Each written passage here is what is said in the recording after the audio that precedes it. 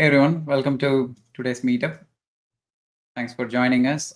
We are Pittsburgh.NET user group, and we are based out of Pittsburgh. You can follow our social channels to join us and follow other meetups. Today we have solid principles in 5 nightmares, and our valuable presenter, Simon Painter. He has done previous sessions with us. Okay, welcome, Simon.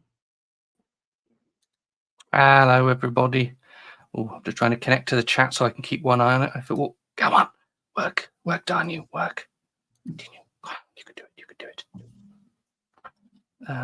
Just 2 secs, and then I will get on with my talk. Yeah. Good. Yeah. I can chat. So I will attempt to keep one eye on the chat if anyone wants to join in. Hello, everybody. Hello, Carl. That's a familiar name. And so, right, let's get into this. This is a little bit of fun and maybe a slightly basic topic, but maybe it's new to some of you, and it's always good to have a reminder because I don't think I consistently remember all of these things here. So I'm going to talk about the solid principles of object-oriented software development. If anyone is interested, down the bottom of the screen there, you can see all my various social media links and things like that in case anyone wants to talk to me again. There we go. A little about me. Well, as you can probably tell, I mean, I've been here before. I don't know how much I need to introduce myself, but I am from the UK, as no doubt you can tell from my accent. I've worked for an awful lot of different places over the years. I worked for government and retail and various other things. My career's been going on for it's getting close to 20 years now. I'm really that old. Until recently, I worked for Mueller Dairies. I don't know that they're all that well known in the US, but in the UK, they're very well known for a particularly delicious range of yogurts. So it's quite fun to work for a company that people like to hear about. These days, I work for a company called Talos 360. Now, when I first heard Talos, I thought of this guy from Jason and the Argonauts, who rampages around an Italian beach, which is pretending to be a Greek beach, to kill some poor, unfortunate Greek sailors. But that is actually these are the Talos that we're named after, funnily enough. But that's not really what we do. We aren't so much in the business of killing folks on beaches. Talos 360 are actually a business which make software for use by recruiters. So tracking candidates, receiving CVs, tracking candidates with process, organizing interviews, all of that sort of thing. Although my mum's partner did make me a rather lovely 3D printed Talos model to put on my desk for when they found out I was working for these guys, which, that's always a bit of fun. But the solid principles were coined. They weren't exactly invented. Pretty much none of them were invented, but the term was coined by this gentleman here. This is Uncle Bob Martin, as he's known. He put them together in an order and took a first initial from each and gave it a funky name. That's not to take away from his achievements, but in terms of the solid principles, that's what he did. That was his contribution. And these are them: the single responsibility principle, the open-close principle, the Liskov substitution principle, the interface segregation principle, and the dependency inversion principle.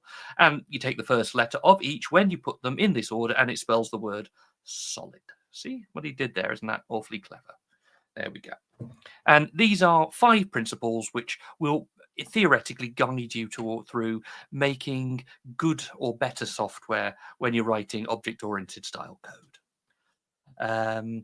Now, in the immortal words of Julius Marx, popularly known by his stage name Groucho, these are my principles. If you do not like them, I have others. By which I mean there are other sets of principles besides solids. Solid's a popular one. I know there's some contention. There are competing principles. And when I say principles, they're not rules. They're guidelines. I mean, as always, when you're working in IT, it very much depends on what you are trying to do. There are always going to be circumstances, edge cases, where maybe you want to disregard a little bit of this rule or the other. They're not rules. They're guidelines to push you towards what will generally be better software if you follow them. In case you're interested, there is also the Cupid principles and Grasp. These are the two of the competing ones. Now, I don't know too much about these, but if you're interested in seeing other versions of how you might develop good software, feel free to reach out and find out about these as well. Now, it may surprise some people that know me well to see me talking about good object-oriented programming, because I myself am actually a massive fan of functional programming. And some of these principles do apply to a greater or lesser extent to functional. If anyone's interested, this is a book what I wrote on that subject. But yeah, they're still good ideas to hold with you, even if you don't write functional code, which I don't generally. But I still follow, to some extent, some of these ideas because they are good. So when I say I work for Talos 360, this, of course, is just my cover story. In fact, I work for the Evil Galactic Empire. And we've been having a little bit of a hard time in the Evil Galactic Empire recently. These are our guys. Wait, guys, say hello. No, they don't feel like waving. They never do when they're a photograph. It's strange that. But these are our wonderful, brave, crack marksmen that form our team. And these are the baddies, the rebel scum, who we wish to kill. We're a sort of manufacturing business, you see. What we take is raw material, which is planets, and we manufacture them into smoldering radioactive rubble. Ideally, those planets which contain large numbers of these rebel scum, so then they trouble us no further, making, I dare say, the galaxy a much better place or something. And this is our big project, which we've been working on for a great many years. This is Project Death Star. I didn't come up with the name. I don't know who names these things. I quite liked Chameleon, but no one else thought it sounded good, so what do I know? Unfortunately, Project Death Star version 1 had a little bit of a problem after we put it into production, and it kind of crashed out, and we weren't able to proceed with version 1 any longer. So we had to rethink, go back to the drawing board, and we started making Death Star version 2. And Death Star version 2 seemed to be working a treat, but sadly, when it came to UAT, it found a few flaws and it didn't quite get through the quality assurance process. This was quite embarrassing to us, as you can imagine. We had to have a rapid change of CEO in what we might call an aggressive takeover. And we rebranded, because when all else fails, when the problem cannot be solved, simply call it something else. 'Twas always thus in business. So now we are the First Order, whatever that even is. I've seen all three of those films, and I still have no idea. But Faye, all hail the First Order, which is us now, of course. And being the First Order and not the Evil Galactic Empire, we, of course, are going to come up with a bold new strategy, a complete rethink on everything we've ever done before, and come up with an entirely new way of dealing with our Rebel Scum problem. No, we're just going to build another Death Star, only bigger. Much, much bigger. So I'm sure nothing bad can possibly happen to this Death Star. It's only failed twice previously. The third time is surely the charm. So this is why we've invested a lot of time in learning solid principles so that our software can be far better and hopefully awfully fault-free, so that we can go about with problem-free destruction, which is what we want to go about. So let's talk about the first principle, the single responsibility principle. So this is the idea that any given software module, however you define module, it doesn't really matter. You can define that as you wish, should only ever have one reason to change.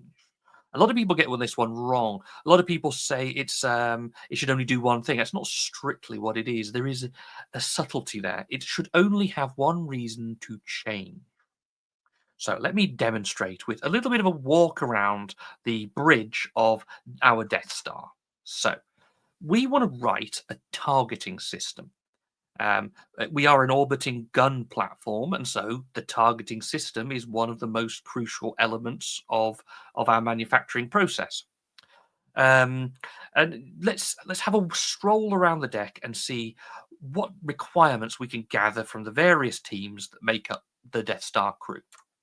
So these guys are the scanner operators. They scan the area around us, looking for rebels to target, so that we can aim our guns their way. And if I ask them what do they want, well, they want to be able to add new targets. So they'll take a target from the targeting system, from the scanner system, and we're going to add that target onto the list of stuff that we are going to aim our gun at. Right. Okay. Good. Let's see who else wants something from us. Well, this is our Moody DBA. Don't be mistaking him for his twin brother. This is Stan Solo, and he operates the database, which is why he looks so grumpy so much of the time. Now, we are an evil empire, and so we use Entity Framework as our database interface. So we need a couple of items added into the targeting system to keep Stan here happy. Save changes, because Entity Framework. That's the way we need to do it. Okay, great. So when you call save changes, it persists the data to the database. This is our gunner. Her name is Mildred, and she asks you not to make sexist assumptions. Mildred here is the one who actually needs to fire the gun at the things that have been targeted. So she needs only to see which target we're currently thinking about, so that she can shoot the gun. So she wants to lock on target, that is, make a choice of which one is the current target, and she also wants to get which is the current target, so we can fire at it. Okay, well, so far so good. Now this is already starting, honestly, to make me a little bit uncomfortable, but I've been doing this a long time. But yeah, there's already a lot of stuff in here, and it's making me think this is already a bit overloaded, but we're not done. These are the UI guys down in their pit where they belong. Again, being an evil empire, we use AngularJS as our front-end framework. And these guys really just want some raw HTML that they can push into the UI based on the data in the database. So they have asked for generate all target HTML, which is a big string with all the HTML in it, so they can just pop it straight in. And this is a whole load of stuff. This is tons of stuff. 4 different business areas. 4 different business areas. And any one of those 4 at any point could ask us to make a significant change to the targeting system.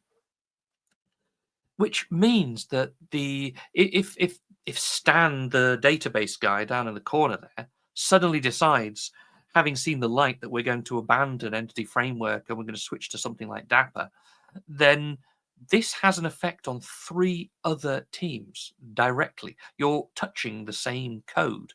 And every single time you change code, it contains the possibility for bugs, for errors. And this is one of our most crucial systems. And the line manager here isn't very keen when we end up with problems in production. It displeases him. And as he's often wont to demonstrate, he very much dislikes to be displeased. So we really don't want to mix those concerns. Ideally, what should happen is each of those teams should have their own software module that belongs to them, or at least is associated with them, so that they're not directly touching each and everyone else's code when changes go into the system. So the way we could divvy this up is maybe to have a target repository, which has only the stuff to do with the operators of the scanner, which is to maybe add a new target and to get all targets so they can see and add. Maybe a unit of work or something like that. I'm making this up. This is all totally imaginary, but that's an example maybe of what I might throw in as something that the database guy could use. The targeting system for Mildred here. Lock on target, get current target. That's what she needs. And then these guys have got a target renderer.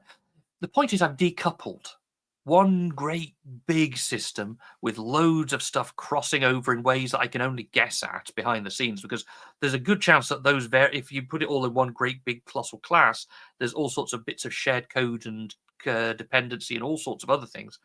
But when you decouple them like this, it means that each team can request their changes, which can then be tested and the changes made and then deployed, all in complete isolation to each other. So it should minimize the possibility that some change from some other team which has nothing to do with you is suddenly going to prevent your targeting system from providing you with things to shoot at if you are, say, the gunner. If the UI guys manage to make a change which bungles the UI, well, that's unfortunate, but all they've managed to bungle is the UI. It's kind of like putting firewalls, in the literal sense of walls that prevent fire, in your system so that a fire in one part of the system cannot spread elsewhere and cause the rest of your system to have the same fault, or at least minimize that problem. I mean, as always, if you're really desperate to, there's all sorts of ways that you can make everything stop working. There's always ways of doing that. But this should at least minimize that problem, minimize the risk. And that's what this is all about. And yeah, I'd end up with something like this. 4 different classes for 4 different business areas. For example, again, this is all completely imaginary. But you all will know your business better and how these things might divide up better. Now, excuse me. In my business, actually, where I work at the moment, we divide things up really, really small. We use what's called swim lanes. So a swim lane is, we use, it's all based on a pattern, CQRS, was it command, query, separation, something or other. And the idea is that you divide everything up into swim lanes, which consist of either a query, that is something which fetches data, or a command, which is something which updates data. And each swim lane has a folder, which in our case contains the controller, a coordinator, which coordinates all the work, and the coordinator has various queries and or commands attached to it. And models used by the swim lane are there in the folder too. The idea is that in one of these swim lane folders, you could literally pick it up and drop it in another area of the system, and everything it needs moves with it. So we have a complete separation of each swim lane. So it should, in theory, be very, very hard for the work on one swim lane to have any effect on anything else. So this is taking this principle all the way to about as extreme as you can. Now, there are still some elements of shared code because you can't avoid that, but it still minimizes the problem. There's still a fairly hard-ish, fuzzy-ish border between each possible action that a user can take in the system. So that is the single responsibility. Let's move on to the open-closed principle. So this is the idea that any given software module, again, treat module in as abstract a way as you want. A module could be a function, a module could be a class, a module could whatever. A module means whatever it means to you in order that it has meaning.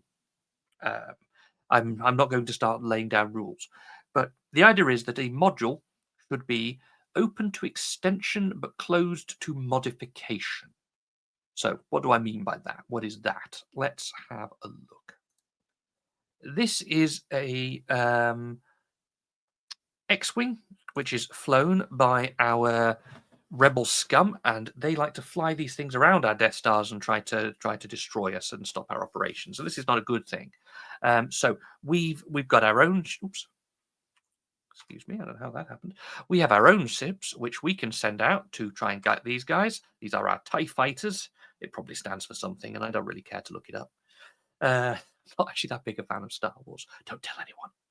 But in order to make sure that these TIE fighters work as effectively as possible, I want to have a computer on board each one of these, which is going to help our guys find the rebel ships, fly around, and destroy them as effectively as we possibly can, so that we can carry on with our nefarious operations distraction-free.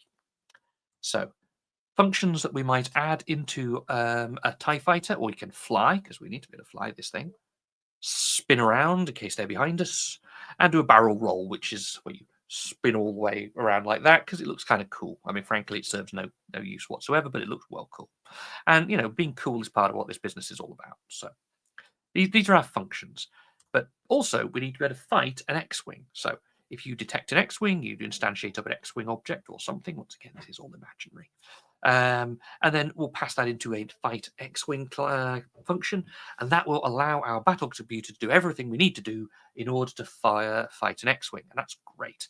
That should make it easy for us to go about getting rid of all of these distractions, and it is really, really important that this work in particular, because the line manager is out there piloting one of these things as we speak, And once again, he really hates it if someone displeases him. So we really need, as much as possible, this computer system not to fail. So, but the problem is, the rebels don't only have one kind of ship. I mean, yes, they have X-wings, but we also have Y-wings. I actually used to have the toy of that one. We have B-wings, which don't look very much like a bee, if I'm honest, but they'd obviously really committed to that letter wing thing at this point, so everything had to be something like that. And the Millennium Falcon, of course. So all of these fly differently, behave differently, and probably require some element of different code in order for us to locate it, lock onto it, and destroy it, as is our won't. So that would mean something like this. So we're now going to have to write an extra function every single time we detect another form of enemy ship. Now, this is problematic in all sorts of ways. First off, this means every time we identify a new kind of enemy ship, we've got to add an entire extra function into the battle computer, which means that we've got to go now and redeploy all the battle computers to everybody. Otherwise, it's not going to work. And these are basically kind of like IoT devices, I suppose, on board these various TIE fighters. And the deployment process is expensive, but also the modification, the fact that we're going in and touching a part of the system which is so utterly sensitive, is something that we want to avoid. When something is so important like this, what we really want to do is absolutely not touch it unless we absolutely have to. So it's not a great idea to go poking bits of code into it every now and then. What we really want to do is be able to seal off battle computer and say it's done, unless we find a flaw or something like that, which is fine. But we really don't want to go messing around with it, because if you start introducing new code to fight a B-wing, which then inadvertently makes a change to some element of code which is shared by everyone else, then what you're going to find suddenly is that your TIE fighter is not able to fight anyone. And that's no good at all. So really what you ought to do is something like this. Again, I'm trying to imagine some sort of solution to this problem that I've invented. Let's imagine that we make an abstract class called enemy fighter, which represents those elements of the process done by the battle computer which are likely to change each time. And this is one possible solution to my imaginary problem.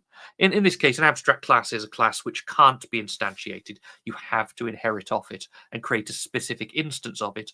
And virtual methods are ones where I'm giving you an implementation and I'm giving you permission to override it with your own if you need to change it. But otherwise, here's a default. Which means that, for every ship we identify, we probably can just keep inheriting, and we only need to change something if something needs to be changed. If something has some sort of unusual way of speeding up and slowing down, and we need to change the estimated speed method from the default to something else, then we inherit off it and call that something else.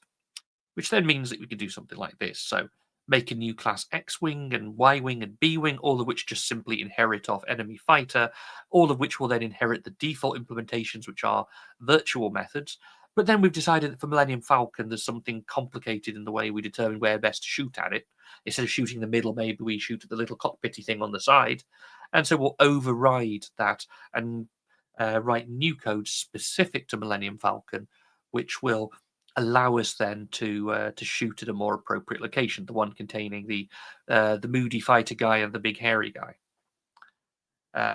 That's an example. You can work this out how you like, but maybe you don't even have to. It doesn't even just have to be classes. It can also be things like properties and all sorts of other things that might be different each time. But the point is that however many of these enemy fighter inheriting classes that you make, the actual original battle computer code doesn't have to change. You're just inserting kind of like code centers into donut-shaped holes inside battle computer and providing it with the pieces it needs, which are likely to change. So you don't need to change battle computer, but you're allowing anyone who wants to extend the way that it behaves. And that's the open-closed principle. And then you change the battle computer by just simply fight enemy, taking an abstract enemy fighter, and then trust that whatever's being passed into you when it inherits and instantiates contains whatever it needs to do to fit in with the existing battle computer code. And a word, by the way, on inheritance versus composition, which is kind of what the distinction we're looking at here in a way.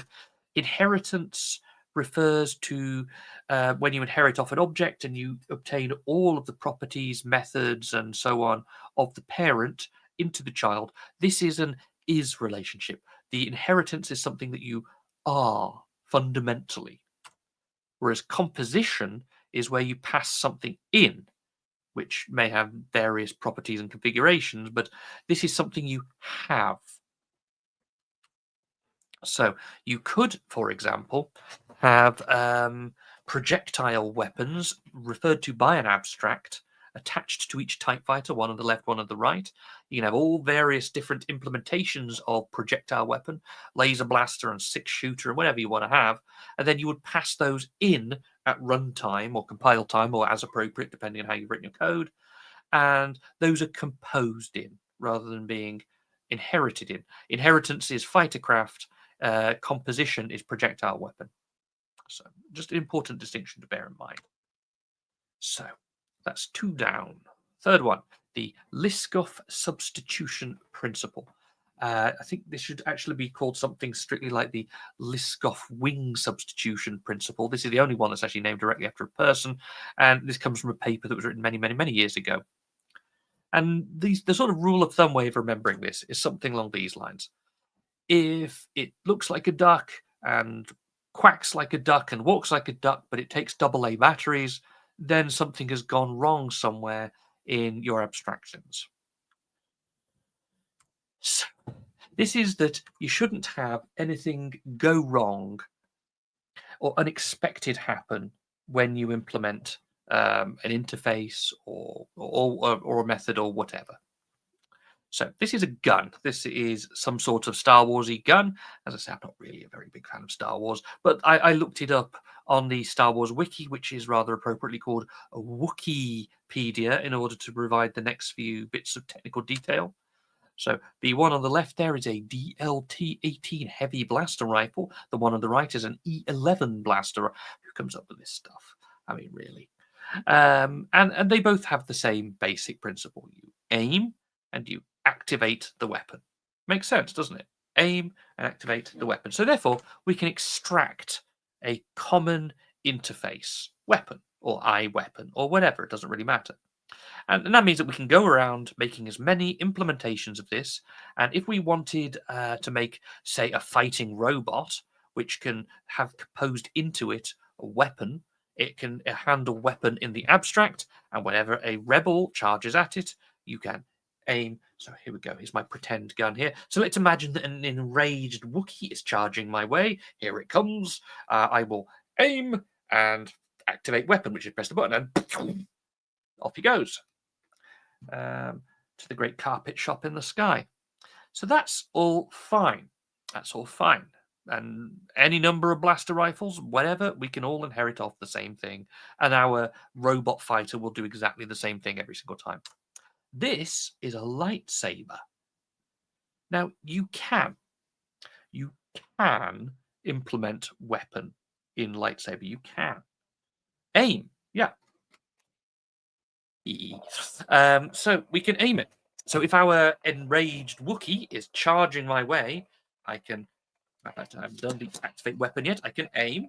There we go. I can point my weapon at the enraged Wookiee, and I can activate, which is press the button. There's a red button here. There we go. Yeah, I did it. I aimed and I activated. I aimed and I activated. Has this not actually killed the Wookiee?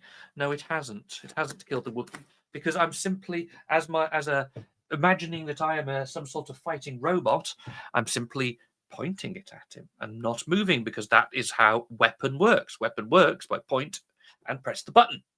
And the Wookiee can simply run around to the back and like claw my head off or whatever. So this isn't working. The abstraction isn't working, even though you can implement. You're getting unexpected behavior because you've done it. The abstraction is wrong.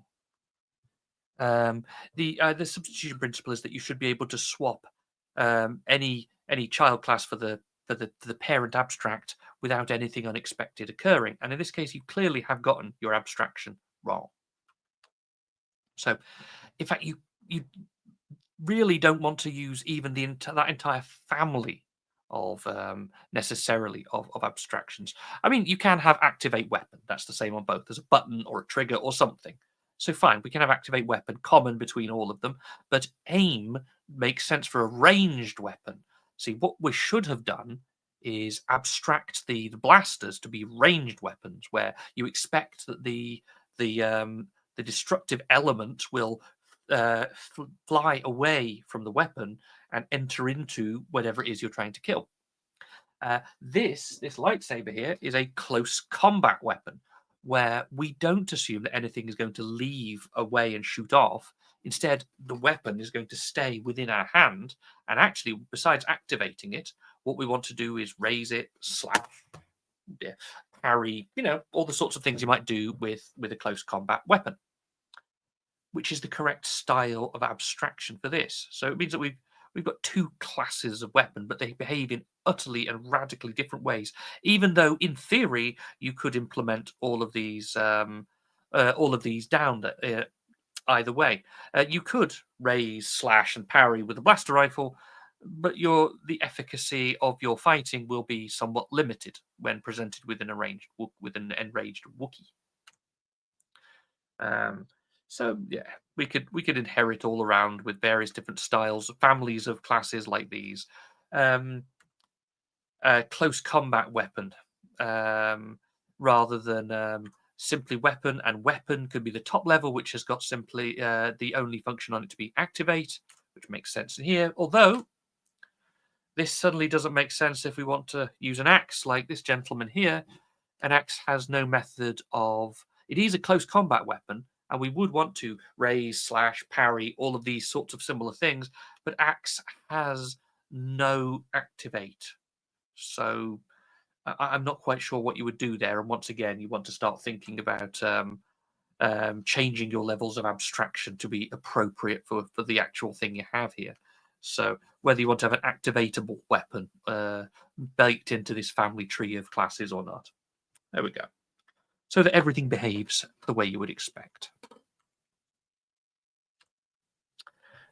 Interface segregation principle. This is SOLI. This is number 4. Okay. This is that an class shouldn't be forced to implement something from an interface simply because. It's there on the interface and you're pushing it down. You shouldn't force something to implement for no reason whatsoever. I have seen places where this sort of thing has happened, and you've ended up with classes where there's interfaces with, say, 8 functions on them, but in one specific instance, the 8th of those makes no sense for one class, and so the implementation simply contains a comment saying, had to do this, or something along those lines. It does happen, and it shouldn't be doing that. That's a sign that you, once again, designed your abstractions and your classes poorly. So let me give you an example. So imagine that I'm writing some code for... someone says, great explanation of LSP. Thank you. So let's imagine that I'm making an interface for droid. So the Star Wars universe is full of droids, and here are all the things I might want a droid to do. Fight, defend, play Stairway to Heaven on a guitar. That's not how Stairway to Heaven goes, I know. Speak bocce, cower in bushes.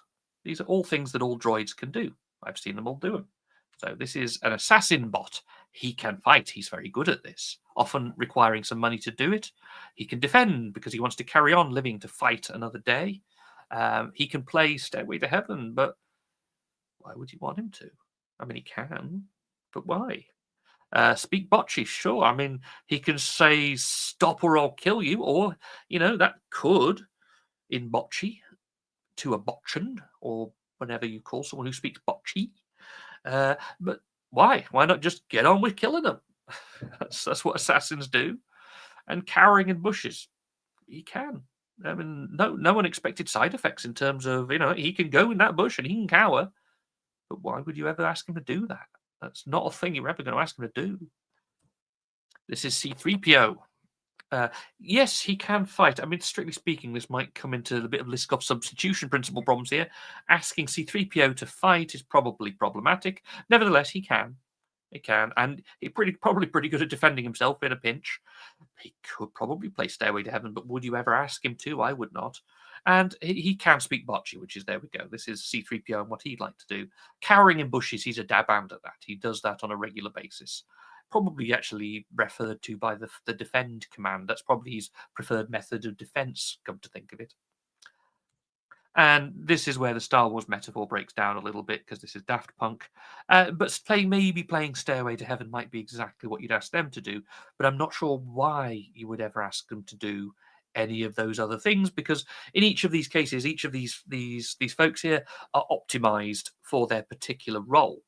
For fighting and killing, for playing music, or for speaking bocce and then cowering in a bush when required. So why bother? Why force the manufacturers of the C3PO software to implement fight and defend and play Stairway to Heaven when he's never gonna do it? You're forcing them to implement stuff that they'll simply never do, even though you could absolutely 100% implement this without causing a serious system crash or anything. But why? Why make them do it? Why not just break things down a little bit so that people only actually implement the stuff that means anything to them and has any benefit to them? So again, split up the interfaces a little bit. Have a combat droid interface which can fight and defend, an entertainment droid which can play Stairway to Heaven for us, and then an interpreter droid which does the speaking, botching, cowering bushes, because these are behaviors. This is in theory how interfaces are meant to work. Interfaces are meant to represent behaviors, and no one droid will ever exhibit all three of these behaviors, even though they can. In the real world, the way that they are used, no one ever will. So it makes more sense simply to split them up. Therefore, you can make code for an interpreter droid, and when it doesn't have to worry about having fight and defend in there just because someone up top level decided that all droids should have this code, you don't have to worry. You just implement the stuff that is meaningful to you at your level. Finally, to round things off, the dependency inversion principle. So I kind of hope everyone's familiar with this one, but nevertheless, because it's become a basic thing now, I have thought in code, but nevertheless, I'm a C# developer, and C# pretty much has this in modern C#. This is a given that you're going to write your code this way, but not everyone writes C#, not everyone writes modern C#, and so I'll still talk through it just in case. So let's imagine that I've got some code that's going to fire my gun, right? Because again, we are an orbiting gun platform. Aside from targeting, the most important aspect of our operation is the gun. We aim the gun at a planet, press a button, the planet becomes radioactive rubble. That is probably the most important module of our entire operation here on Project Death Star. And we've got, and I totally made this up, a Type 42B plasma converter, whatever that is. And when you instantiate a new type of main gun, Carl says the cause of and solution to all of programming's little problems. Yes, indeed. So when we instantiate our new gun inside the constructor, I'm also going to instantiate a new Type 42B plasma, whatever the heck that is. It doesn't matter what that is. I'm working abstract here because I don't want to get bogged down in real world. But the point is that I've hard coded in effect that main gun is going to carry a Type 42B plasma converter, whatever that is. And you can imagine this to be whatever you want. But the point, maybe this will be database classes. Maybe this is instantiating entity framework, DB sets. Maybe this is instantiating something that's going to talk to a web API. Something along those lines. There's any number of things that this could be. And the problem is that I can't change it. I can't change it without literally changing the code. And this has two major problems. The first is, and the major one, if I want to change to a type 42C or a type 43 because it turns out that the 42B has got a problem that whenever it gets to about 180 degrees centigrade it explodes or something like that, then I'm going to actually have to go into main gun, the most important software module of our entire business, and I'm going to have to go and hand crank a solution and change it. And that's something I'd rather avoid if I could possibly do it, because the only way to change that as well would then, if the type 42C doesn't work, is to go in and literally hard code it back to the way it was. And that's not good when you've literally got a gaping hole in your gun platform because the thing's not working properly. So you want to be able to change this ideally at runtime would be great. So, and the other problem is you can't test it. The only way that you can use main gun here is by literally firing it for real at something. And, it's great fun to use planets as target practice, but eventually you're going to run out of planets. So there's this. Well, I don't know why it did that. It went small. So eventually you're going to run out of planets. So that's no good. What you really want to be able to do is bench test it, as they used to say, or probably still do in the engineering world, which is pop it on the bench and have it run in isolation without actually firing at anything just to make sure it still works. And you can't do that if you literally instantiate the real plasma converter inside. So the answer, of course, is that you create an abstract, an iPlasma converter in this case, and you pass it in at instantiation time to main gun, which means that whenever we instantiate a main gun, we pass in everything it depends on.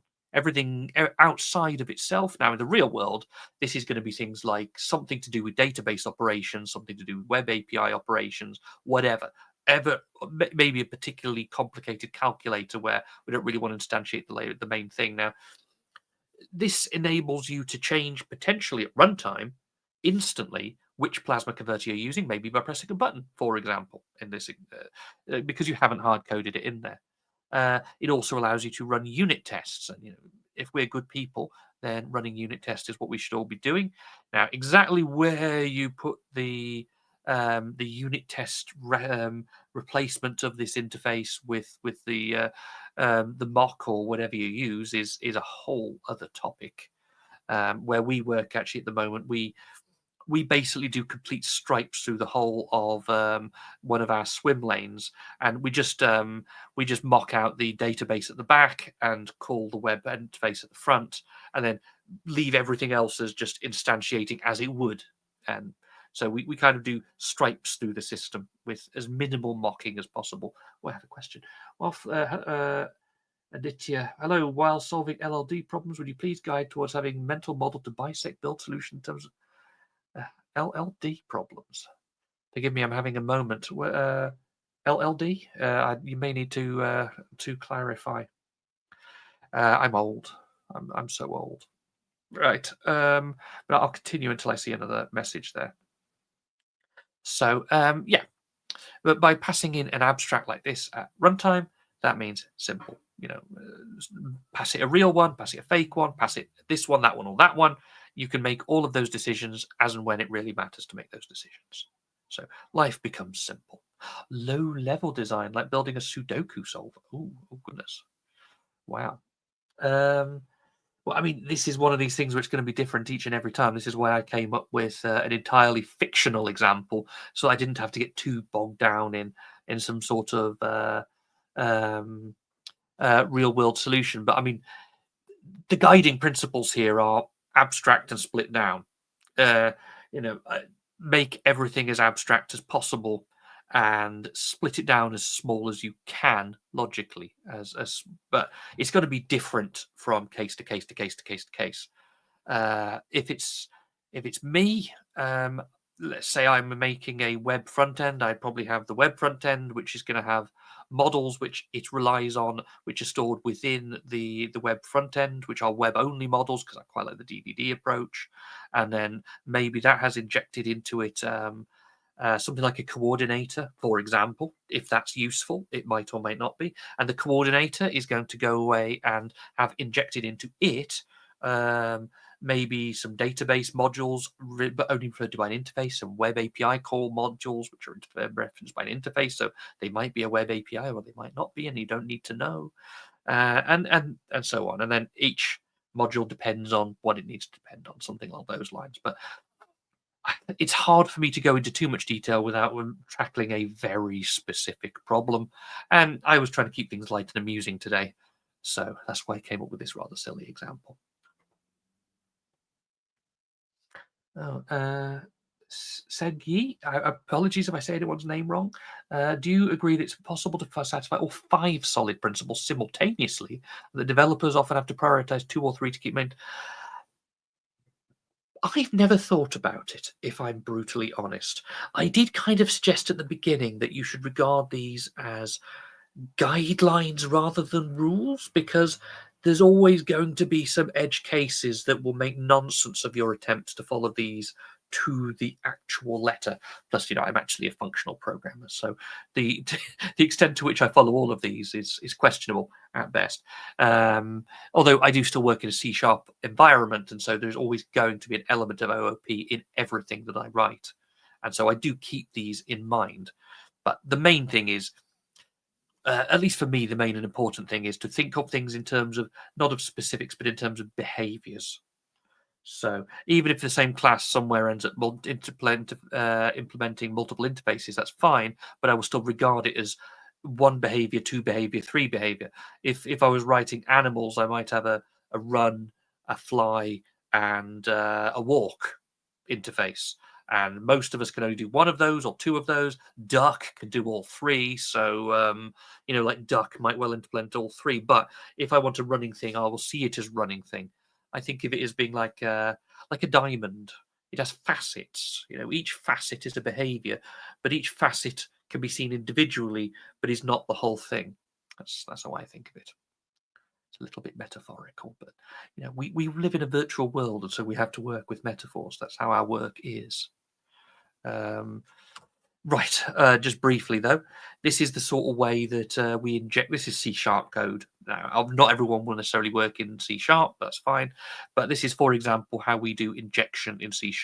We have a services module, and the services module exists to say at compile time, I plasma converter is implemented by type 42B, and you can actually create some very complicated behaviors here.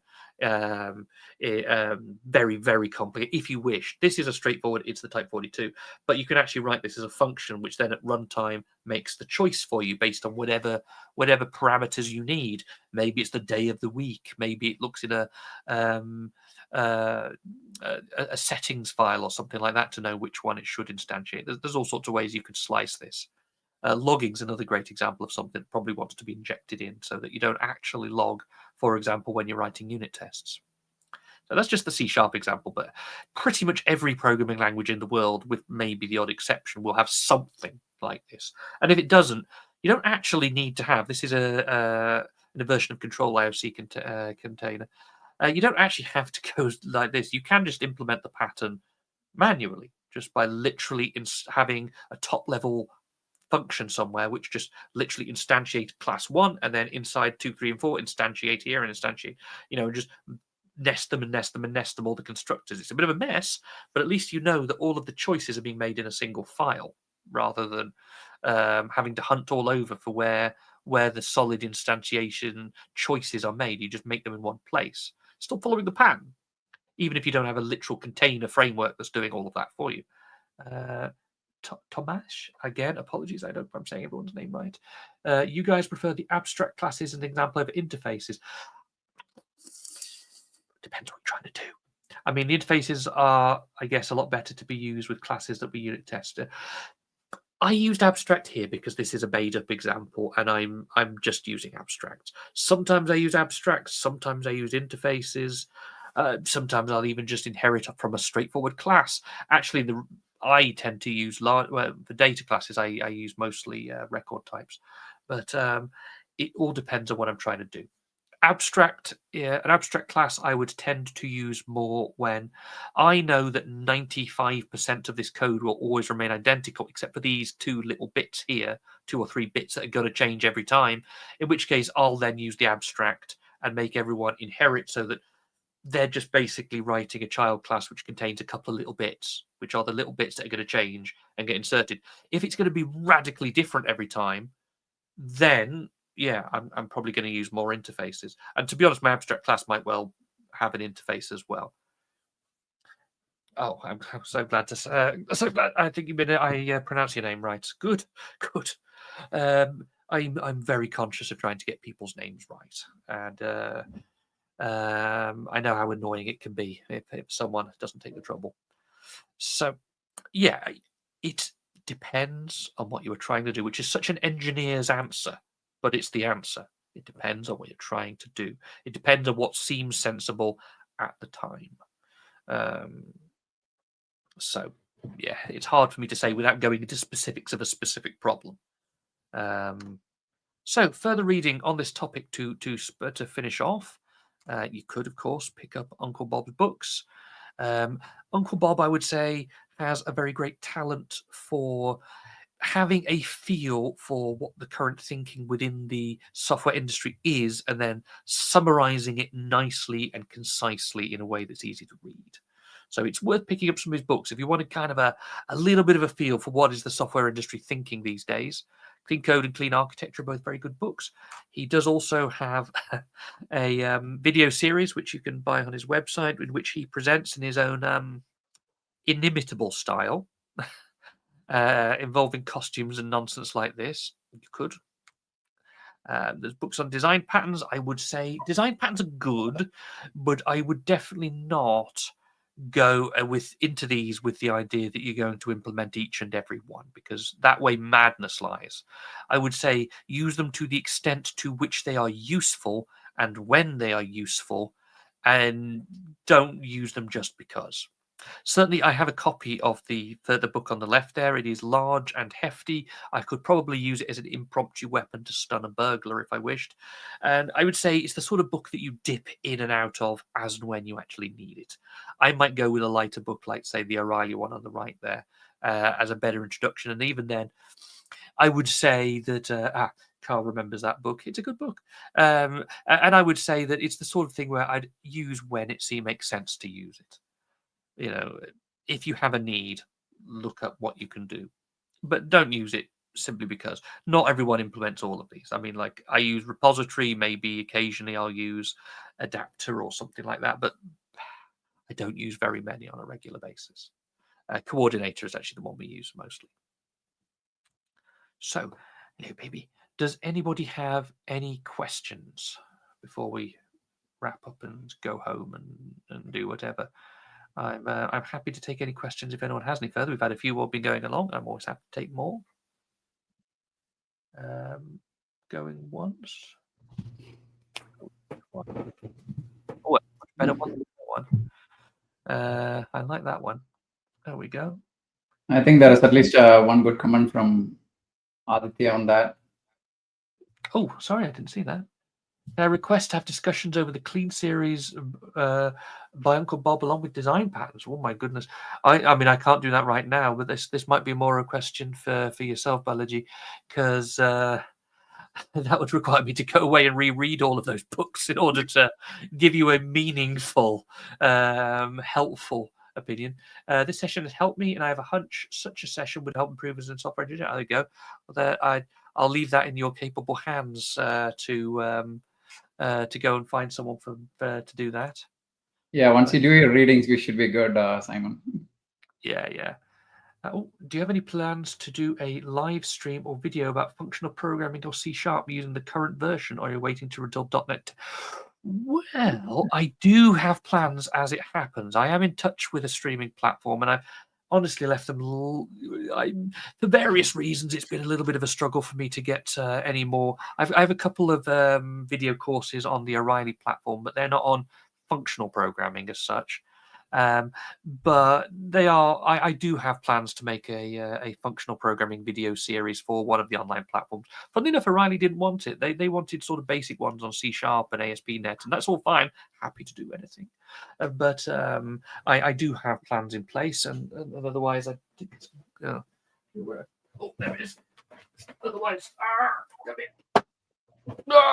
In the meantime, I do have my book, What I Wrote, which you can consult if you're interested in knowing. And I also do workshops these days. If any companies want to pay my way to bring me in and do a 1 or 2 day workshop on functional programming and all that, I can certainly do that. I'm quite happy to talk functional programming until people tell me to stop doing it and go home now. Because that's the sort of thing I do for fun. I can also give impromptu lectures on ancient Greek theatre and Doctor Who if anyone will ever pay me to do that, which I doubt somehow, but I'll do it. Absolutely. But that's me all wrapped up though, otherwise. So thank you very much for everyone joining us. And Simon, as usual, pleasure hosting. Thank you very much. Hang on, we got okay. I'm going to give this a go. Thierry? I don't know if I've said that right. Forgive me, I do not know. Unless you're French, it would be Thierry. I don't know. Apologies. Is there a tool enabled to check solid principles, automatically resharp a sonar? That's a very good question. I'm personally not aware of one. And I think it's the sort of thing that would be quite hard to do, because these are not like, these problems aren't, I mean, it can maybe suggest having another look if like you've made an interface with like 20 different functions on it. That's probably the sort of thing where a linter could say that's a little bit big. But a lot of these things are so conceptual and high level that I think it would be very hard to write a linter that's able to pick up issues that relate to the solid principles. These are very high level guiding principles that underpin what you then go and design and write, whereas linting tools are down at maximum level of detail, that it's sort of like, this line on this function's a bit squiffy, let's have a look at this line. Whereas these will more these principles are going to guide how you split things up into modules and how you architect your whole system, which is a bit big for many linting tools. So please someone step in if I'm wrong, but I think it's the sort of thing. No, I was just thinking the same thing Cole was mentioning related to how about configuring an AI model, or in my case, I was thinking more like a GitHub Copilot connected to the code. Maybe. And say, maybe, I don't know. I was just curious. Would it pick it up or give us some suggestions around it? Yeah, I don't know. I'm still not at the stage where I entirely trust AI to make those sorts of choices yet. Maybe I'm just too old for that. But Cole says would probably configure an AI agent to look for solid principles during code review. Maybe, yeah, but I wouldn't necessarily guarantee that. I like AI. I like AI plenty. I'm not a total AI hold off. But the problem with AI is that it's like a parrot which has learned that if it whistles this particular tune, then people give it food. And so it thinks, great, I'll whistle this tune whenever I'm hungry. But it's not a tune, it's words. To us, we understand it as words. It's like give Polly a cracker or something. But the bird doesn't understand that it's saying words. It just knows it's whistling a tune. AI doesn't really understand what it's looking at. That's my point. So that's why I don't always trust it. It's generating something that seems right to it, but it doesn't really understand, not in the way we do. And so architectural principles are hard for something like AI to understand, at least to give you an accurate and reasonable answer that's going to be. And the other thing is that no amount of AI is ever going to have any clue whatsoever what the business actually want any better than I do. That's the eternal problem of the software developer, isn't it? What does the business actually want? Claude or GPT-4 agents might be able to tell you what.